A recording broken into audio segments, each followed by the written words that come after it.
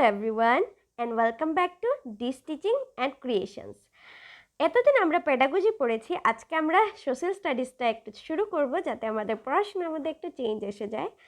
আজকে সোশ্যাল স্টাডিজের আমরা হিস্ট্রি পার্টের প্রথম টপিকটা পড়ব, যার নাম হলো evolution of human civilization from hunting to agriculture. শিকার থেকে কৃষিতে মানব সভ্যতার বিবর্তন। তো চলুন আজকের টপিকটা আমরা শুরু করি। যে কোনো জিনিস পড়তে হলে আগে কিছু জিনিস রিলেট করার জন্য পড়তে হয়। যেমন হিস্ট্রির যে কিছু জিনিস আছে, যদি ওইগুলো না পড়ি তাহলে আমাদের নেক্সট যে টপিক পড়বো ওইগুলো পড়তে আমাদের প্রবলেম হবে। সিটেটে কিন্তু এই যে বেসিক জিনিসগুলো আছে এগুলোর থেকেও কোয়েশ্চেন আসে, আর আসাম টেটের যে বুকস আছে ওইগুলোর মধ্যেও কিন্তু এগুলো দেওয়া থাকে। তো এই জন্য আমাদের এই জিনিসগুলো পড়লে ভালো। যেমন কিছু কিছু ছোট ছোট অ্যাব্রিভিয়েশন আছে, ফুল ফর্ম লেখা আছে, ওইগুলো কিন্তু এসে যায় পরীক্ষার মধ্যে। ঠিক আছে, তো চলুন শুরু করি। হিস্ট্রি মানে হলো ইতিহাস। ইতিহাসের কথা আমরা কিভাবে জানতে পারি যে আগের যে জিনিসগুলো হয়ে গেছে ওইগুলোকে আমরা কিছু কিছু জায়গা আছে, কিছু কিছু জিনিস আছে, ওই জিনিসগুলো থেকে আমরা পড়ে বা দেখে আমরা কি করতে পারি, আগের ইতিহাসের বিষয়ে জানতে পারি। সিস্টেমেটিক রেকর্ড থাকে। মানে এখন যদি আমরা শাহজাহানের বিষয়ে পড়ি তো প্রথম কি ওনার মৃত্যুর কথা পড়বো না, প্রথমে ওনার জন্মের কথা পড়বো? প্রথমে আমরা যে কোনো জিনিস জানলে প্রথম থেকে শেষ পর্যন্ত পড়ি, শেষ থেকে মানে উল্টোটা আমরা খুব কমই পড়ি। হিস্ট্রির জিনিসটা স্পেশালি আমরা ক্রনোলজিক্যাল অর্ডারে পড়ি, মানে সিরিয়ালি, যেটা প্রথমে হয়েছে প্রথমে, তারপরে পরের জিনিসটা আমরা পড়ি। ঠিক আছে, তো কোন ডেটটা বা কোন সময়টাকে আমরা ভিত্তি রেখে আমাদের ইতিহাসটাকে পড়ি বা আমরা বইপত্রে পাই, সেটা হলো খ্রিস্টান ধর্মের যে ফাউন্ডার ছিলেন জিজাস ক্রিস্ট বা যিশু খ্রিস্ট, ওনার জন্মের তারিখটাকে ভিত্তি রেখেই কিন্তু আমাদের ইতিহাসটা পড়া হয়। ওনার জন্মের আমি একটা ফটো দেখাচ্ছি। ওনার জন্মের যে ধরুন 1C, মানে ওনার জন্মের সময়টাকে বলা হয় কমন এরা। তো এই যে কমন এরাটা, ওইটার আগের যত ডেট আছে এটাকে বলা হয় বিফোর কমন এরা। এই যে লেখা আছে বিফোর ক্রাইস্ট বা বিফোর কমন এরা, মানে যিশু খ্রিস্টের আগের সময় বা যিশু খ্রিস্টের কমন এরার মানে যে জন্মর আগের এরা বলা হয়। আর যিশু খ্রিস্টের জন্মের পরের যে বছরগুলো আছে সেগুলোকে বলা হয় আন্নো ডমিনি, এডি। এটা ফুল ফর্মের কোয়েশ্চেন আসে যে বিসি মানে কি, বিসি মানে কি, এডি মানে কি, সি মানে কি। এগুলো কিন্তু ইম্পর্টেন্ট, এগুলোর 1 মার্কের একটা কোয়েশ্চেন এসে যায় যে মানে এগুলোর ফুল ফর্ম লেখার জন্য। আন্নো ডমিনিটা খুব বেশি ইম্পর্টেন্ট। তো এটা কি, যিশু খ্রিস্টের পরের যে সময়গুলো এগুলো হলো কমন এরা বা আন্নো ডমিনি। এখন কিন্তু আমরা আন্নো ডমিনিতে আছি। আর এখন এই যে 2000 বছর অলরেডি কেটে গেছে, এখন কত 2021 চলছে। তো 2021টা কি, প্রেজেন্ট ডে। তো 2021 কোথায় পড়বে? এখানে দেখুন 500 গ্যাপে একটা লাইন দেওয়া আছে, 500 500 500 500। তো 2000 আর এখানে কত হবে 2500। তো 2500 তো এখনো আসেনি। তো 2021টা পড়বে ঠিক 2000-এর ঠিক পরের জায়গায় এখানে। ঠিক আছে, তো আমরা এখন আছি কোথায়? আমরা আছি ইয়েতে, ওই যে কি বলে আন্নো ডমিনিতে। তারপরে আমরা এখন দেখব যে সোর্সেস অফ হিস্ট্রি। এটা থেকে কোয়েশ্চেন আসে যে সোর্সেস কি কি হিস্ট্রিতে। আর্কিওলজিক্যাল সোর্সেস মানে কি, অরেল সোর্সেস মানে কি, লিটারারি সোর্সেস মানে কি। এগুলো হলো এক একটা উৎস, ইতিহাসের উৎস, কোথা থেকে আমরা ইতিহাসটা পড়তে পারি এই যা বা জানতে পারি, এইগুলো হলো ইতিহাসের উৎস। ইতিহাস জানার জেনারেলি 3টা সোর্স আছে, সেটা হলো লিটারারি সোর্সেস মানে লিখিত যে জিনিসগুলো আছে, আর্কিওলজিক্যাল সোর্সেস মানে হলো পুরাতত্ত্ব বা আগের যে জিনিসগুলো বেঁচে আছে, জিনিস কিন্তু সেটা কিন্তু কোনো লেখা না, সেটা হলো জিনিসপত্র যেগুলো আছে, এইগুলো হলো আর্কিওলজিক্যাল সোর্সেস। জিনিস দেখে যে সময়টার বিষয়ে জানা যায়, ওইটা হলো আর্কিওলজিক্যাল সোর্সেস। আর অরেল সোর্সেস হলো মৌখিক যত জিনিস আছে, কথায় কথায় কথায় কথায়। যেমন আমাদের ওই যে কি বলে কর্মপুরুষের বর্তের একটা, জানি না সবাই জানেন নাকি, আমাদের হিন্দু শাস্ত্রের মধ্যে একটা বর্ত আছে কর্মপুরুষের বর্ত। ওই বর্ততে কি হয়, একটা কথা আছে, একটা গল্প আছে, ওই গল্পটা মুখে মুখে মুখে মুখে সবার কাছে ওই গল্পটা আজকে পর্যন্ত ঘরে ঘরে থেকে গেছে। ওই রকম যে মুখে মুখে যে জিনিসগুলো আছে ওইগুলো হলো অরেল সোর্সেস। তো লিটারারি সোর্সেস দুইটা টাইপ আছে, একটা হলো ফরেন সোর্স মানে যে বিদেশি মানুষ আমাদের দেশে এসে যে আমাদের দেশের বিষয়ে লিখে গেছেন সেগুলো হলো ফরেন সোর্সেস। ইন্ডিজিনিয়াস সোর্সেস হলো মানে আমাদের দেশের লেখকরা বা আমাদের দেশের আদিবাসীরা, আমাদের দেশের আগের মুনি ঋষিরা যা লিখে গেছেন, যা যেই হোক যারা লিখে গেছেন আগের মানুষরা, সেই সোর্সেস থেকে যে জিনিসগুলো আমরা জানতে পাই সেগুলো হলো ইন্ডিজিনিয়াস সোর্সেস। যেমন সেক্রেড লিটারেচার মানে হলো পবিত্র যে শাস্ত্রগুলো আছে বা গ্রন্থগুলো আছে, পবিত্র মানে পবিত্র সাহিত্য যেগুলো আছে। আর সেকুলার লিটারেচার মানে হলো যেগুলো ধর্ম নিরপেক্ষ যে সাহিত্য আছে, যেগুলো ধর্মের সাথে কোনো রিলেশন নেই, এমনি গল্প আছে, ওগুলো হলো সেকুলার লিটারেচার। যেমন সেক্রেড লিটারেচার হলো রামায়ণ, মহাভারত, এগুলো। তারপরে সেকুলার লিটারেচারের মধ্যে আছে, আমরা সবাই পড়েছি ঠাকুমার ঝুলি, পঞ্চতন্ত্র, অর্থশাস্ত্র, এগুলো সব কি সেকুলার লিটারেচার। তো আমাদের দেশে ফরেন সোর্সেসে যেমন যারা ফরেনার্স এসেছিলেন, বিদেশি মানুষ এসেছিলেন, যেমন মাগাস্থেনে, এগুলো আমাদের এনসিইআরটির বইয়ে বা আমাদের আসামের যে বই আছে ইউপির, ওইগুলো বই নিয়ে আপনারা পাবেন, এগুলো ওনাদের বিষয়ে লেখা আছে, কিন্তু সেইগুলো যতটুকু ইম্পর্টেন্ট আমি তো তুলে ধরেছি এখানের মধ্যে। আপনারা যদি আরও পড়তে চান তাহলে বই নিয়ে পড়তে পারেন, ঠিক আছে। তারপর আর্কিওলজিক্যাল মানে হলো যেগুলো আগের পেন্টিংস আছে, মানে সুন্দর সুন্দর ছবি আছে, সুন্দর সুন্দর না, যেগুলো গুহার মধ্যে ছবি বা অনেক কিছু আছে, কোনো কোনো টাকা কয়েন, আগের দিনের বাসনপত্র, আগের দিনের সোনা গয়না, জুয়েলারি, এগুলো জিনিস পড়ে যে ওই সময়ের কালচারটাকে বোঝা যেত, ওই জিনিসগুলো পড়াকে বলা হয় আর্কিওলজিক্যাল সোর্সেস। আর অরাল সোর্সেস তো বললাম, মুখ দিয়ে যে গল্পগুলো বলা হয় ওইটা। তো তিনটা আমরা বুঝলাম, একটা হলো লিটারারি সোর্সেস মানে হলো যেগুলো লিখিত জিনিস থাকে, তারপর আরেকটা হলো আর্কিওলজিক্যাল সোর্সেস মানে হলো পুরাতত্ত্ব বা পুরাতন জিনিস নিয়ে পড়ে যে জানতে পারি ইতিহাস। অরাল সোর্সেস হলো মৌখিক যে জিনিসগুলো আসে, ঠিক আছে। এখন আমরা 3-4টা আমরা জিনিস পড়বো যেগুলো আমাদের ইতিহাসের জন্য ইম্পর্টেন্ট, পরীক্ষায়ও আসে। সেটা হলো ম্যানুস্ক্রিপ্ট মানে হলো পাণ্ডুলিপি। পাণ্ডুলিপি মানে কি? কিছু হাতে লেখা পেপার শুরু হওয়ার, মানে পেজ যে আমরা লিখি খাতার, পেপার শুরু হওয়ার আগে হাতে লেখা যে লেখাগুলো পাওয়া গেছে। কিছু পাম ট্রি মানে হলো যে তাল গাছের পাতার মধ্যে, আর কিছু বার্কস অফ বির্চ ট্রি মানে বির্চ ট্রি বলে একটা গাছ আছে যেটা হলুদ হলুদ পাতা হয়ে যায় যখন পাতাগুলো পেকে যায়, আর ছালগুলো সাদা রঙের থাকে। ওই ছালের মধ্যে লিখে অনেক ডকুমেন্টস রাখা হয়েছিল। এখানের মধ্যে আমি ফটো লাগিয়ে রেখেছি, গাছটা লাগাইনি কিন্তু ছালের উপরে লেখা, ওইটা দেখাবো আমি এখন। তো ওইগুলোকে বলা হয় ম্যানুস্ক্রিপ্ট বা পাণ্ডুলিপি। এই দেখুন এখানের মধ্যে ফটো 1 and 2। এই যে এটা হলো বির্চ ট্রির ছালের মধ্যে লেখা। এই লেখাটা কি ভাষায় লেখা সেটা আমি বুঝতে পারছি না, এখানের মধ্যে সংস্কৃত লাগছে দেখে। আর এটা হলো পাম ট্রির পাতার মধ্যে লেখা, মানে তাম্রপত্রর মধ্যে এখানে লেখা আছে। তো চলুন আগেরটা আমরা এখন দেখি। আর কি রইল? ইনস্ক্রিপশন মানে শিলালিপি, মানে পাথরের মধ্যে গর্ত করে টুকে টুকে যে লেখাটা হতো ওইটাকে বলা হয় শিলালিপি। Stone tables, metal plates, pillars, এগুলোর মধ্যে স্টোনের টেবল বানিয়ে, মানে পাথর দিয়ে টেবল বানিয়ে, বা মেটাল দিয়ে, মানে ধরুন বড় বড় লোহার জিনিস, এগুলো জিনিস দিয়ে লেখার, এইগুলো জিনিসের উপরে যে লেখা হতো এগুলোকে বলা হয় কি? ইনস্ক্রিপশন। স্টাডি অফ ইনস্ক্রিপশন, যেমন আমরা বিএড পড়লে ব্যাচেলার অফ এডুকেশন হয়, মানে আমরা এডুকেশন নিয়ে পড়ছি, যারা ইনস্ক্রিপশনটাকে পড়তে পারেন ওইটাকে বলা হয় এপিগ্রাফি। ওই পড়াটাকে বলা হয় এপিগ্রাফি, ঠিক আছে। আর্কিওলজি মানে হলো পুরাতত্ত্ব। এই স্টাডির মধ্যে কি হয়? আগের জিনিসগুলা, যত আগে যে পাস্টে আমাদের ইতিহাসে যে জিনিসগুলো বেঁচে গেছে, ম্যাটেরিয়ালস রিমেন্স রয়েছে, যেমন অনেক মনুমেন্টস আছে, যেমন আমি বলি কুতুব মিনার, টাকা আছে, ওই সময়ের বাসনপত্র আছে, ওই সময়ের গয়নাগাটি আছে, ওইগুলো পড়াশোনা করে, যেগুলো মাটির নিচে আছে বা মাটির উপরেই আছে, এইগুলো জিনিসকে বের করে পড়াটাকে কি বলা হয়?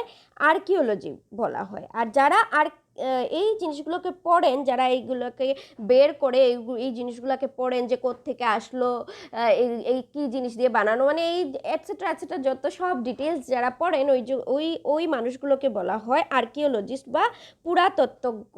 ঠিক আছে, এখন আমরা দেখি ইনস্ক্রিপশনের এক্সাম্পল 4 আর 5। এই দেখুন পাথরের একটা পিলার বানিয়ে ওইটার মধ্যে লেখা আছে, আর এটা হলো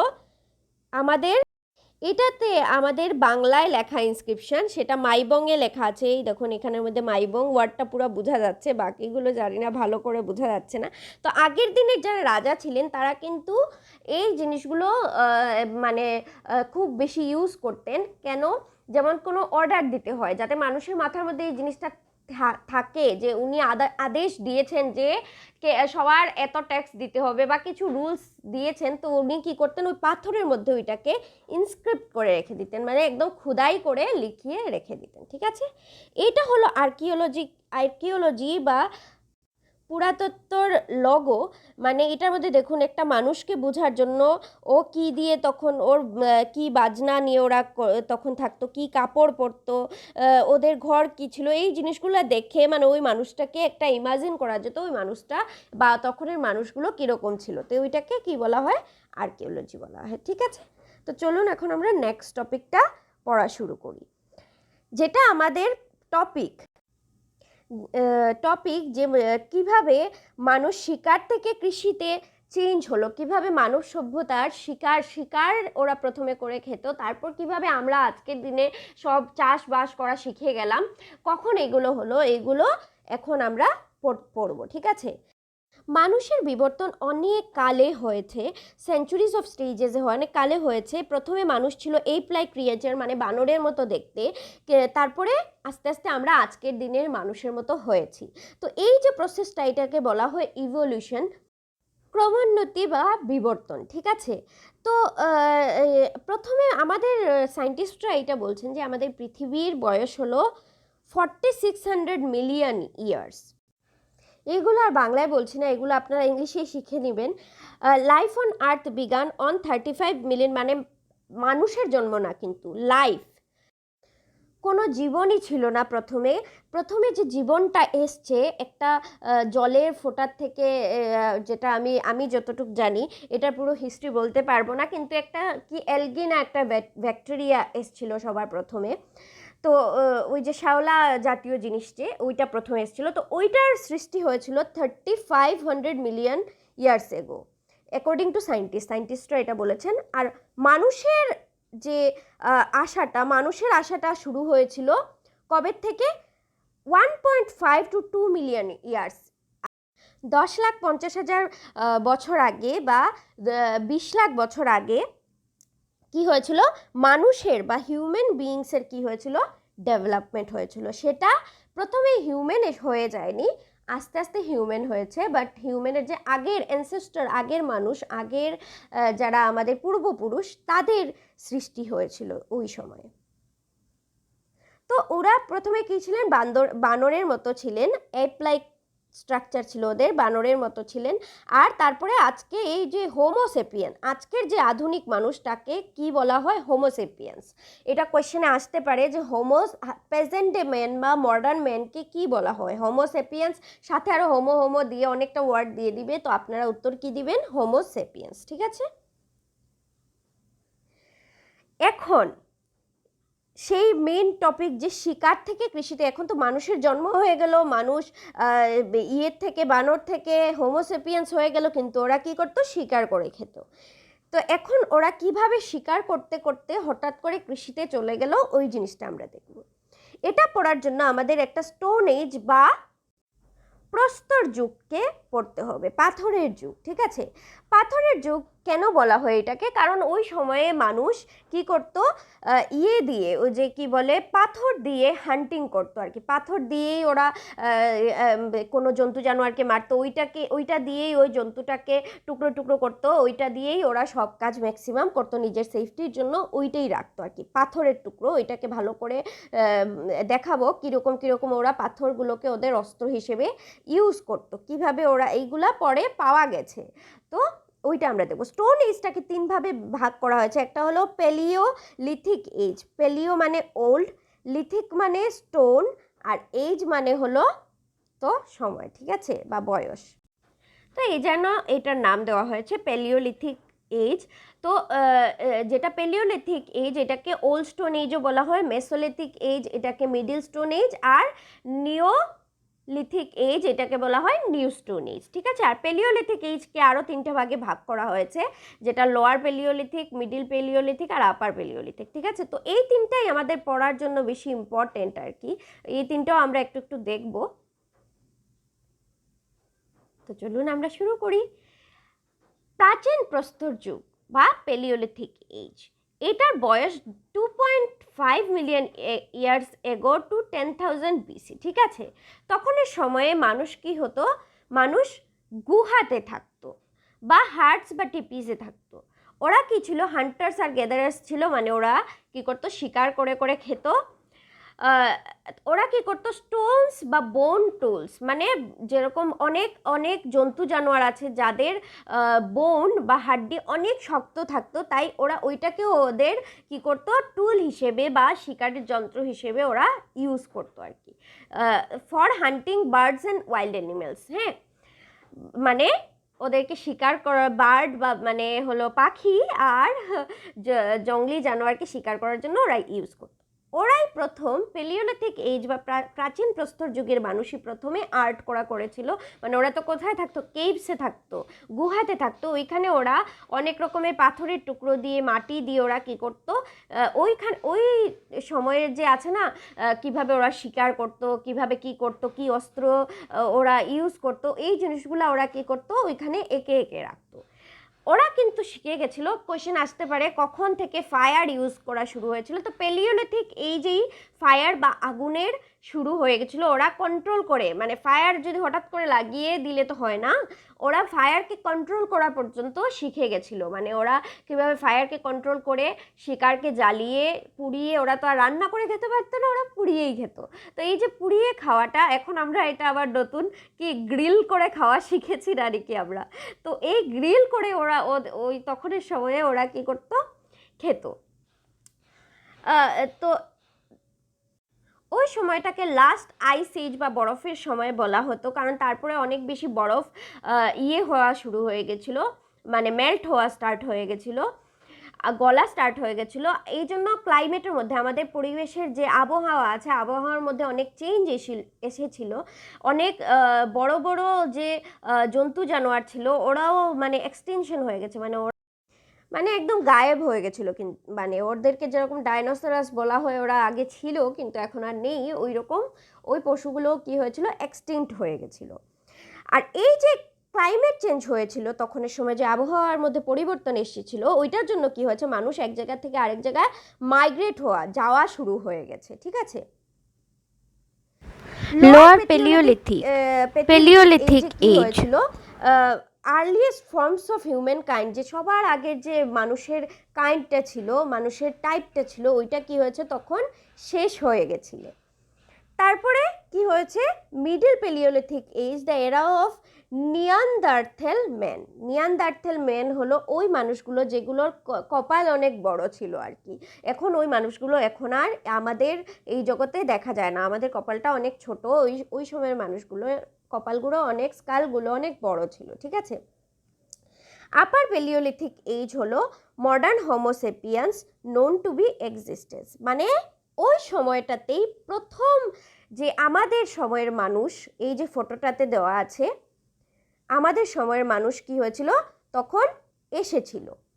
এই যে এই ফটোটাতে দেওয়া আছে, এই যে হোমোসেপিয়ানটা তখন ওই প্যালিওলিথিকের লাস্ট সময়ে যাওয়ার পরে কি হয়েছিল, ওই মানুষগুলো এসেছিল। আরেকটা কথা বলি, এই যে এখানে আমাদের বানরগুলো আছে, আপনি দেখুন যত ওদের হাতের সাইজ ছোট হচ্ছে, আস্তে আস্তে আস্তে আস্তে কি হচ্ছে, মাথার সাইজ বড় হচ্ছে। এই দেখুন মাথার সাইজ বড় হচ্ছে, মানে ব্রেইনের সাইজ।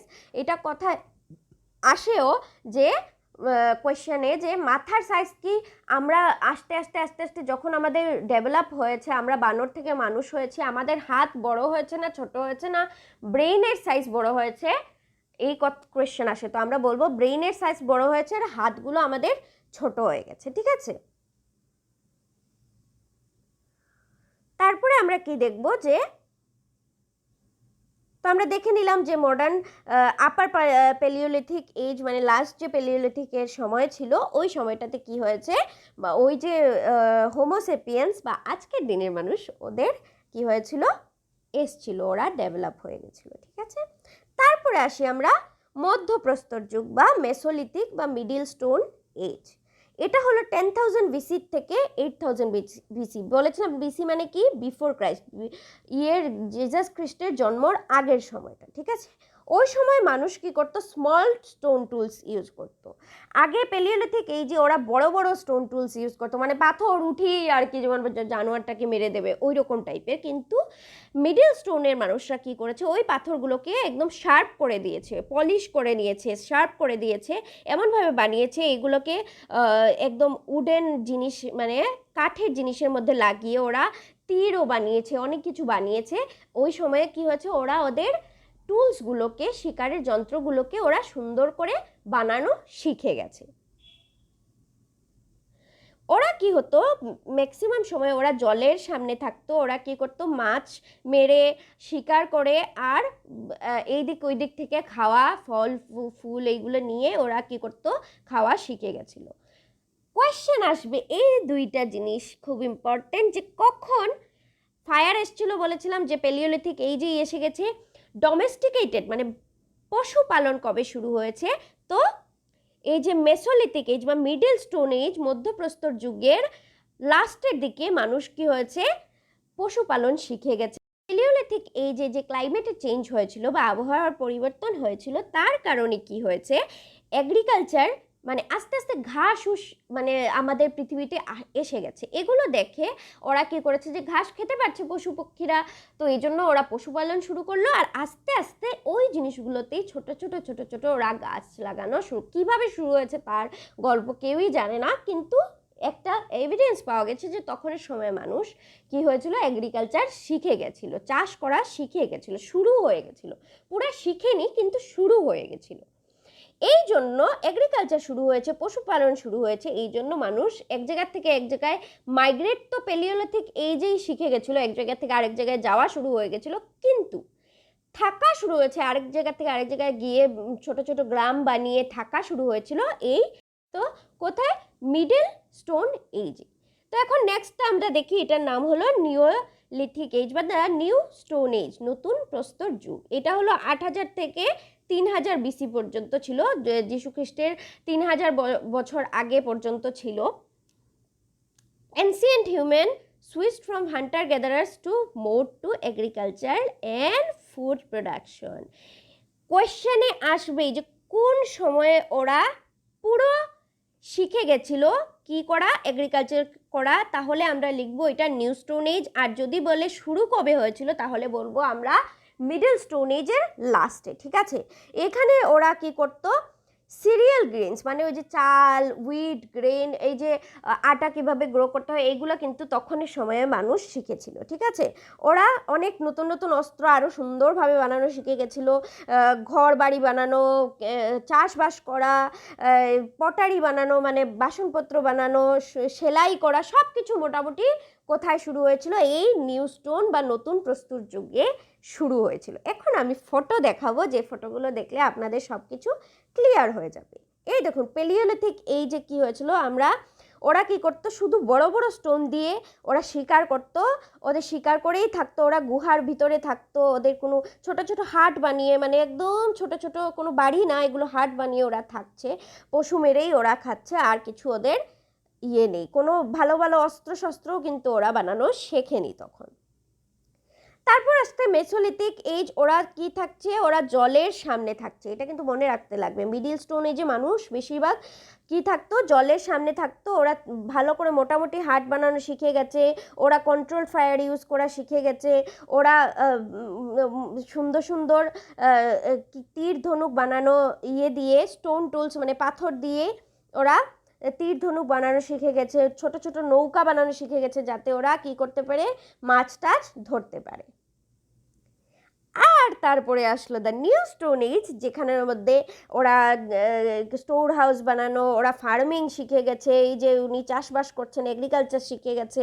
ওরা মানুষকে আগে কিন্তু ওরা ইয়ে করতো না, ওই যে কি বলে বিউরি করতো না আর কি, মানে কবর দিত না, কিন্তু তখন ওরা বিউরিয়েলও শিখে গেছে। ওরা ভিলেজ মানে গ্রাম বানানো শিখে গেছে, জন্তু জানোয়ার পালা শিখে গেছে, সব কিছু মোটামুটি ওরা তখন রান্নাবান্নাও শিখে গেছে। ওই যে পটারি বানানো মানে বাসনপত্র বানানো শিখে গেছে। তো আমরা কি দেখলাম, ওদের প্রথম পেলিওলিথিক এজে ওরা হান্টার গ্যাদারার্স ছিল, মিডল স্টোন এজে ওদের পশুপালন এবং কি বলে চাষবাস করা মোটামুটি শুরু হয়ে গেছে। কিন্তু নিউ স্টোন এজে কি হয়েছে, ওরা পুরো মতে সব কিছু ভালো করে এগ্রিকালচার করা, চাষবাস করা শিখে গেছিল। ঠিক আছে, আমাদের বইয়ে মানে ইউপির বইয়ে দেওয়া আছে দুইটা কেইভের কথা, আর্কিওলজিক্যালের যে এভিডেন্স আছে ওইগুলোর কথা দেওয়া আছে। আমি যে যে ইম্পর্টেন্ট পয়েন্ট আছে এগুলো বলে দিচ্ছি, এগুলো থেকে কোয়েশ্চেন কিন্তু একটা দুইটা এসে যায়, সিটেটে আসে, আসাম টেটেও আসতে পারে। ঠিক আছে, ভীমবেটকা কেভস, ভীমবেটকা কেভ মানে হলো একটা গুহা, যেটা কোথায় আছে, ভোপালে আছে, সাউথ ইস্ট ভোপালে একটা কি একটা পাহাড়ের নিচের সাইডে আছে ভিন্ডিয়ান মাউন্টেন। ভিন্ডিয়ান মাউন্টেনের নিচের সাইডে কি আছে, ভীমবেটকা কেভটা আছে। বলা হয় যে এখানে লোয়ার পেলিওলিথিক মানে কি, ওই যে ওল্ড স্টোন এজের প্রথম পার্টটা, আর ওল্ড স্টোনের এজের প্রথম থেকে একদম মিডল স্টোন এজ পর্যন্ত মানুষ এই জায়গাতে থেকেছে। আর এই জায়গাটার মানে কেন জানা হয়, কেন এটা আমাদের বইয়ে দেওয়া হয়েছে, ওদের কেভ পেন্টিংসের জন্য। গুহার মধ্যে যে আর্টগুলো, ছবিগুলো আঁকা আছে, এখানে ফটো দিয়েছি আমি দেখাবো, গুহার মধ্যে যে ফটোগুলো আঁকা হয়েছিল ওইটার জন্য এই জায়গাটা খুব বেশি ফেমাস, মানুষ ঘুরতেও যায় অনেক বেশি ওইখানে।